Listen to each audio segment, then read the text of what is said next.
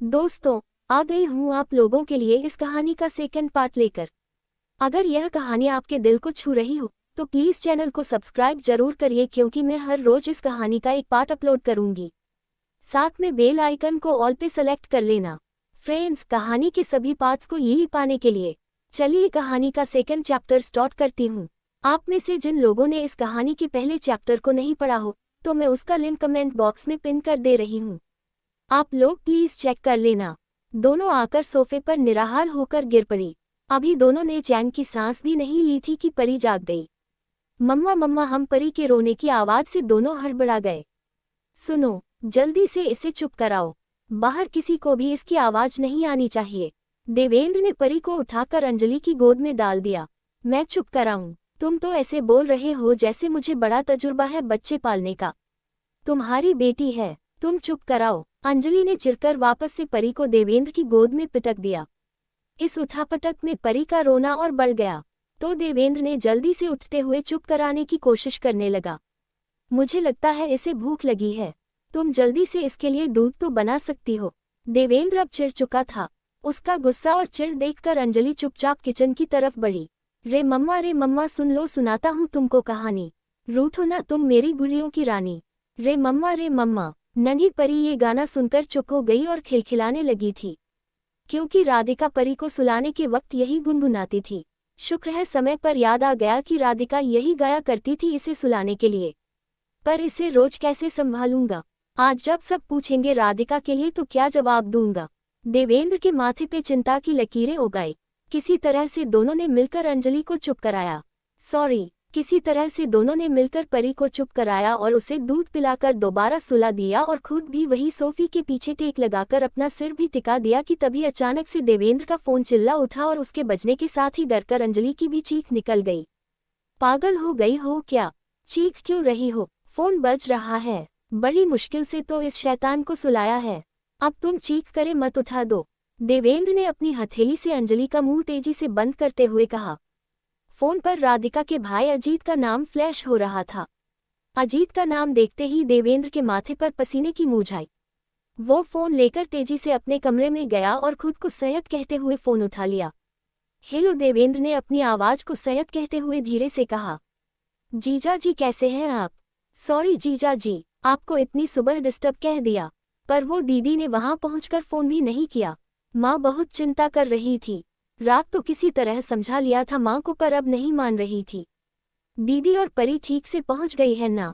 कब से दीदी का फोन ट्राई कर रहा हूँ लेकिन स्विच ऑफ आ रहा था। अजीत ने एक सांस में ही सारी बातें बोल दी। दरअसल इसलिए सुबह सुबह उसे फोन करना अच्छा नहीं लग रहा था, पर बहन की चिंता और माँ की बार बार जिद करने की वजह से उसे यह कहना पड़ा। अजीत द्वारा राधिका के फोन की चर्चा करने पर अब देवेंद्र और चिंतित हो उठा, क्योंकि अभी तक उसका ध्यान इस तरह गया ही नहीं था कि राधिका का सारा सामान यही पड़ा हुआ था और उसे समझ नहीं आ रहा था कि वह अजीत से क्या कहे। वह तेजी से उन सब सामानों के बीच राधिका का फोन ढूंढने लगा, पर उसे फोन नजर नहीं आ रहा था। हेलो जीजा जी, हेलो, आप सुन रहे हैं ना? दीदी ठीक से पहुंच गई ना? देवेंद्र को चुप देख अजीत ने पूछा। हाँ, वो ठीक से पहुंच गई। अब अभी वो बाथरूम में है। हाँ, अभी वो बाथरूम में है।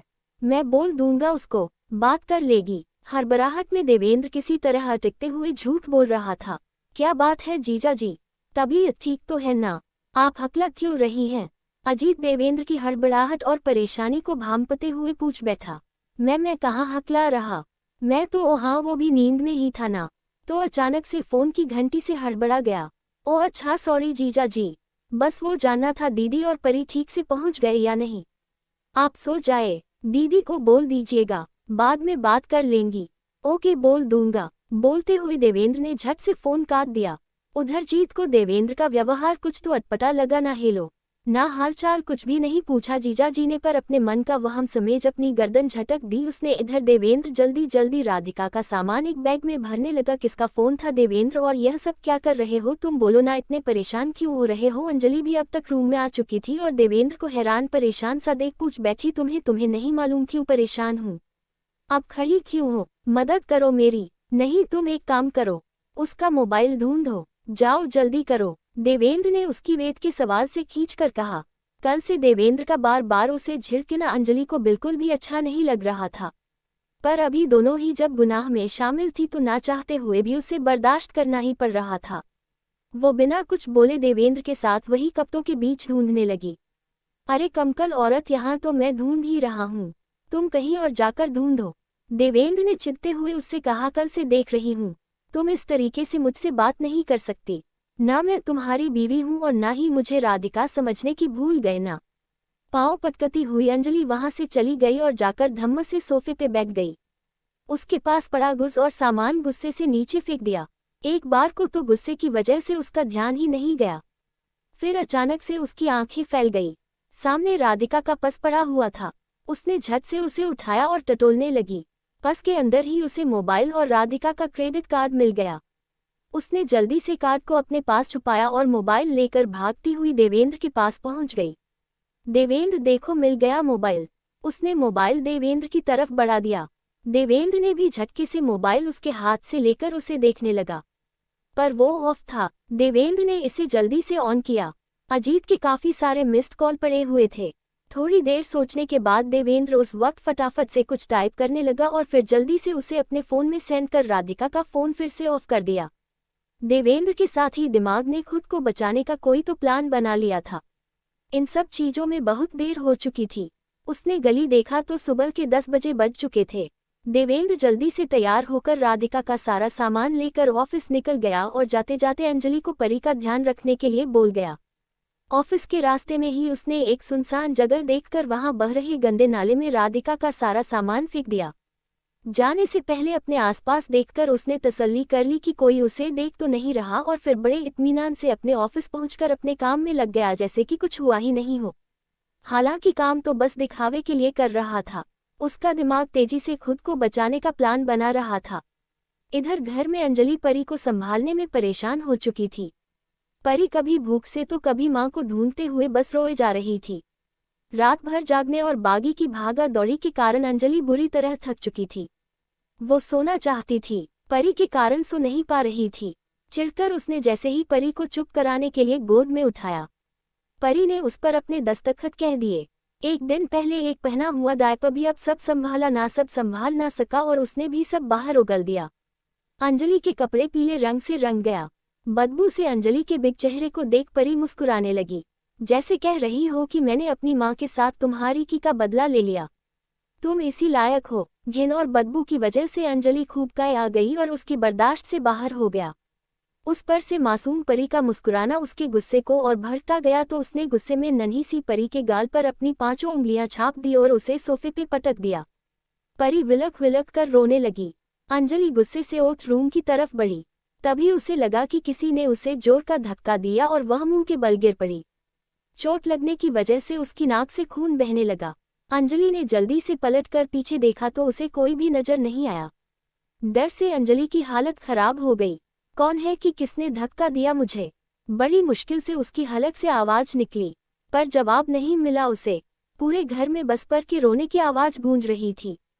बहुत देर तक वो उसी तरह डरी बैठी रही, नजरों से इधर उधर देखती रही, पर कोई भी नजर नहीं आया उसे। तो उसने खुद से ही कहा, तू ज्यादा सोच रही है अंजू, कोई भी नहीं है यहाँ तेरे सिवा। देवेंद्र भी तो कब का चला गया, लगता है नींद पूरी नहीं होने का असर है। मेरा पैर इस चेयर में फंस गया था। हाँ यही हुआ होगा, हाँ यही हुआ। अंजलि खुद को तसल्ली देते हुए उठकर बाथरूम की तरफ बढ़ गई। उफ कितनी चोट लगी। उसने आईने में देखते हुए डिटोल से अपनी चोट को साफ करते हुए कहा। अंजलि आईने में देख अपनी चोट को डिटोल से साफ कर रही थी, तभी अचानक से उसकी नजर आईने में अपने पीछे खड़े इसी साय पे गई तो डर के तेजी से पलटकर अपने पीछे देखा, पर वहाँ कोई नहीं था। उसने दोबारा से मिरर में देखा, अब वहाँ भी कोई नहीं था। अंजलि खुद को समझाने लगी कि यह सब वहम है, नींद पूरी नहीं होने की वजह से उसे हेलुसिनेशन हो रहे हैं।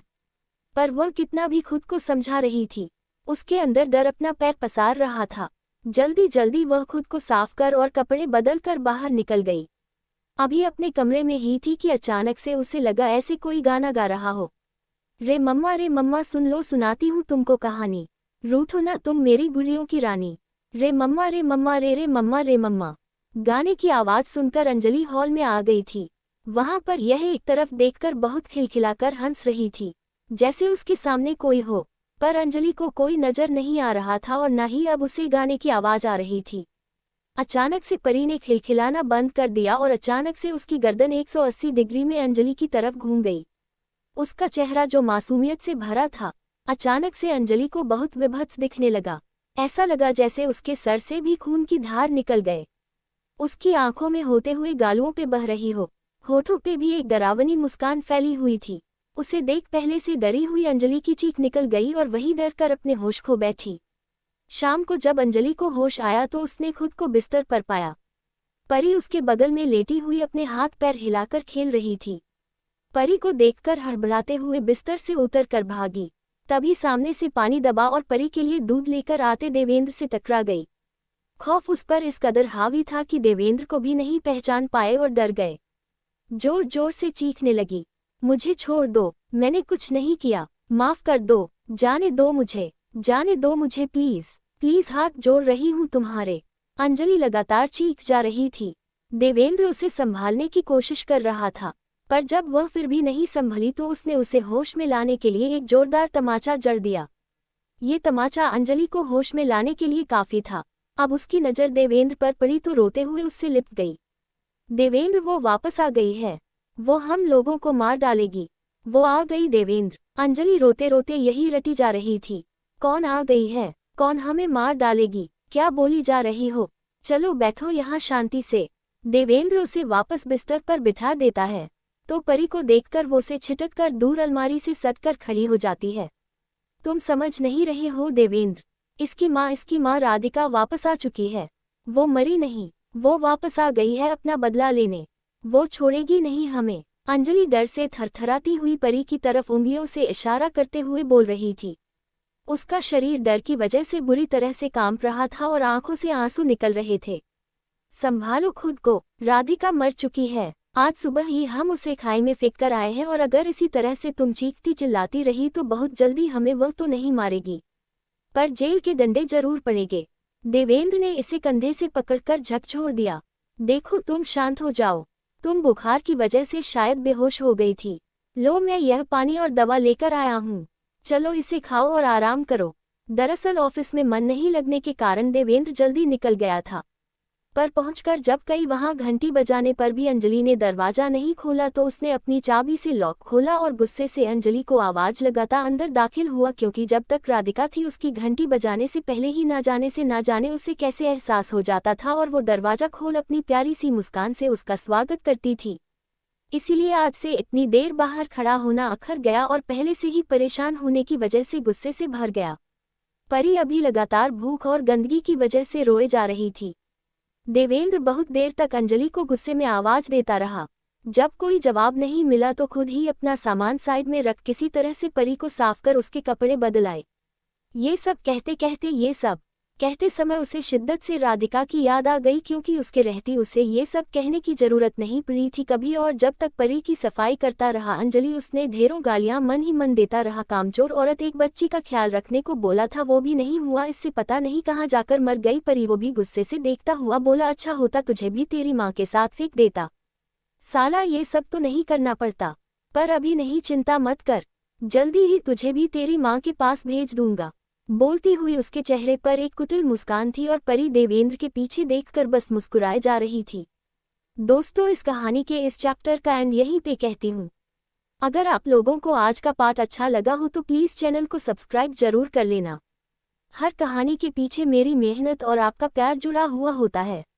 अगर आप चाहते हैं कि यह सफ़र यूं ही चलता रहे तो प्लीज़ चैनल को सब्सक्राइब करके बेल आइकन को ऑल पे सेलेक्ट कर लेना। फ्रेंड्स, कहानी के सभी पार्ट्स को पाने के लिए और हमें कमेंट करके बताया आपको आज का पार्ट कैसा लगा। कहानी अच्छी लगी हो तो कहानी को लाइक जरूर कर दीजिएगा, वीडियो को हाइप जरूर कर दीजिएगा। फ्रेंड्स, कहानी को लाइक करके हमारे इस कहानी परिवार का हिस्सा बने आप सब। चलिए मिलती हूँ कहानी के थर्ड चैप्टर के साथ। तब तक के लिए नमस्कार।